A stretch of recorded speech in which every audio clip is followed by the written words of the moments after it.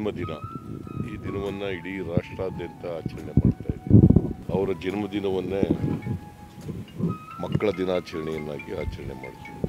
ಕಾರಣ ಯಾಕಪ್ಪ ಅಂತಂದರೆ ಅವರು ಮಕ್ಕಳ ಮೇಲೆ ಅಪಾರವಾದಂಥ ಪ್ರೀತಿಯನ್ನು ಇಟ್ಕೊಂಡಿದ್ದರು.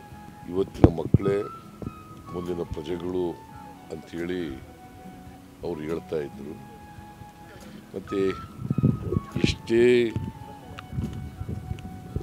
ಇದಿದ್ರೂ ಕೂಡ, ಕೆಲಸದ ಒತ್ತಡ ಇದ್ದರೂ ಕೂಡ ಅಥವಾ ಕಾರ್ಯಕ್ರಮದ ಒತ್ತಡ ಇದ್ದರೂ ಕೂಡ ಮಕ್ಕಳು ಕಂಡಾಗ ಭಾಳ ಪ್ರೀತಿ ವ್ಯಕ್ತ ಮಾಡ್ತಾಯಿದ್ರು.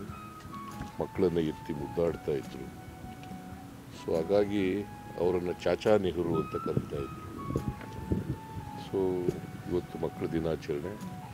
ನಾನು ಈ ಸಂದರ್ಭದಲ್ಲಿ ಈ ನಾಡಿನ ಎಲ್ಲ ಮಕ್ಕಳಿಗೆ ನೆಹರು ಜನ್ಮದಿನೋತ್ಸವ ಶುಭಾಶಯಗಳನ್ನು ಕೋರಲಿಕ್ಕೆ ಬಯಸ್ತಾ ಇದ್ದೇನೆ. ನೆಹರು ಈ ದೇಶ ಕಂಡಂಥ ಅಗ್ರಗಣ್ಯ ನಾಯಕರಲ್ಲಿ ಒಬ್ಬರು. ಮಹಾತ್ಮ ಗಾಂಧೀಜಿಯವ್ರ ಜೊತೆಯಲ್ಲಿ ಸ್ವಾತಂತ್ರ್ಯ ಹೋರಾಟವನ್ನು ಮಾಡಿದಂಥವರು.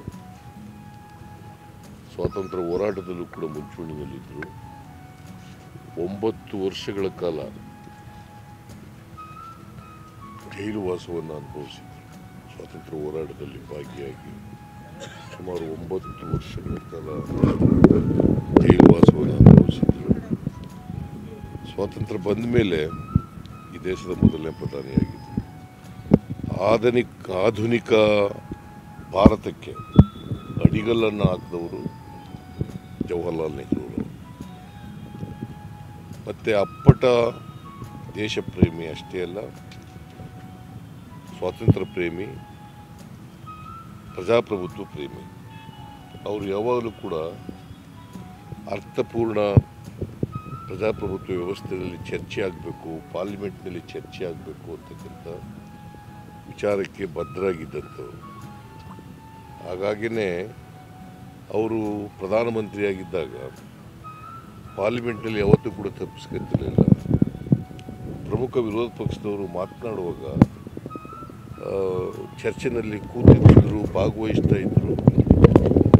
ಮತ್ತು ಸರ್ಕಾರದ ಪರವಾಗಿ ಉತ್ತರ ಕೊಡ್ತಕ್ಕಂಥದ್ದು ಕೂಡ ಯಾವತ್ತೂ ಕೂಡ ಅವರು ವಿರೋಧ ಪಕ್ಷದವರು ಆಡಿದಂಥ ಮಾತುಗಳಿಗೆ ಬೇಸರ ವ್ಯಕ್ತಪಡಿಸೋದಾಗಲಿ ಅಥವಾ ಕೋಪ ವ್ಯಕ್ತಪಡಿಸೋದಾಗಲಿ ಯಾವತ್ತೂ ಕೂಡ ಮಾಡ್ತಿರಲಿಲ್ಲ.